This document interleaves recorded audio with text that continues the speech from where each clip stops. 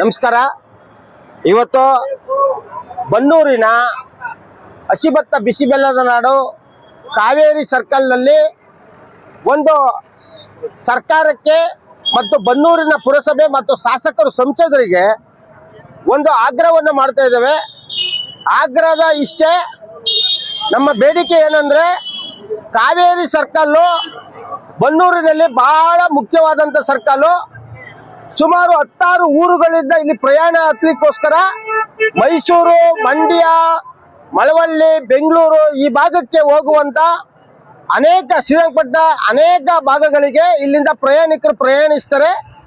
ಇಲ್ಲಿ ಒಂದು ತಂಗುದಾಣ ಇಲ್ಲದೆ ಇರೋದು ನಿಜಕ್ಕೂ ಶೋಚನೀಯ.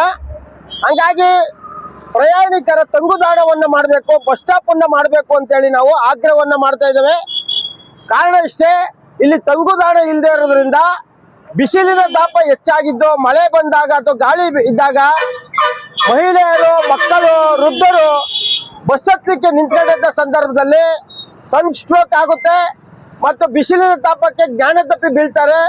ಹಂಗಾಗಿ ಕೂಡಲೇ ಶಾಸಕರು, ಸಂಸದರು ಮತ್ತು ಪುರಸಭೆ ಅಧಿಕಾರಿಗಳು ಯಾರಿದ್ದೀರಿ ಅವರು ಒಂದು ಒಳ್ಳೆ ಸೂಕ್ತವಾದಂತ ಜಾಗವನ್ನು ನೋಡಿ ಪ್ರಯಾಣಿಕರ ತಂಗುದಾಣವನ್ನ ನಿರ್ಮಾಣ ಮಾಡಿ ಸಾರ್ವಜನಿಕರಿಗೆ ಮತ್ತು ಪ್ರಯಾಣಿಕರಿಗೆ ಅನುಕೂಲ ಮಾಡಿಕೊಡ್ಬೇಕು.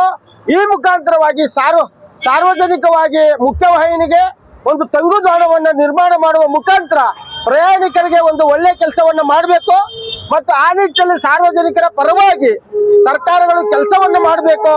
ನೋಡಿ, ಈಗ ಬಸ್ ಹತ್ತಾ ಇದ್ರೆ ಎಲ್ಲ ರೋಡೆಲ್ಲ ನಿಂತು ಹೋಯ್ತಾರೆ. ಇವ್ರಿಗೆ ಬಿಸಿಲು ಏಟು ಮತ್ತೆ ನಿಲ್ತ್ಕೊಳ್ಳಿಕ್ಕೆ ಅಪಘಾತ ಕೂಡ ಆಗುತ್ತೆ.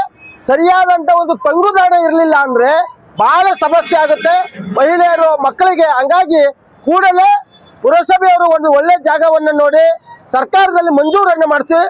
ಸೂಕ್ತ ವ್ಯವಸ್ಥೆ ಇರ್ತಕ್ಕಂಥ ಒಂದು ಕಾವೇರಿ ಸರ್ಕಲ್ಗೆ ಒಂದು ತಂಗುದಾಣವನ್ನು ನಿರ್ಮಾಣ ಮಾಡಿ ಸಾರ್ವಜನಿಕರ ಪ್ರಯಾಣಿಕರ ಸುರಕ್ಷತೆಯನ್ನು ಕಾಪಾಡಬೇಕು ಅಂತೇಳಿ ನಾವು ಸರ್ಕಾರಕ್ಕೆ, ಸಂಸದರಿಗೆ ಮತ್ತು ಜಿಲ್ಲಾ ಉಸ್ತುವಾರಿ ಮಂತ್ರಿಗಳಿಗೆ, ಪುರಸಭೆಯಲ್ಲಿ ಯಾರಿದ್ದಾರೆ ಅಧಿಕಾರಿಗಳು ಅವರು ಕೂಡಲೇ ಧಾವಿಸಿ ಇಂಥ ಒಂದು ಕಾರ್ಯಕ್ರಮದಲ್ಲಿ ಒಂದು ಯಶಸ್ವಿನ ಕೊಡಬೇಕು.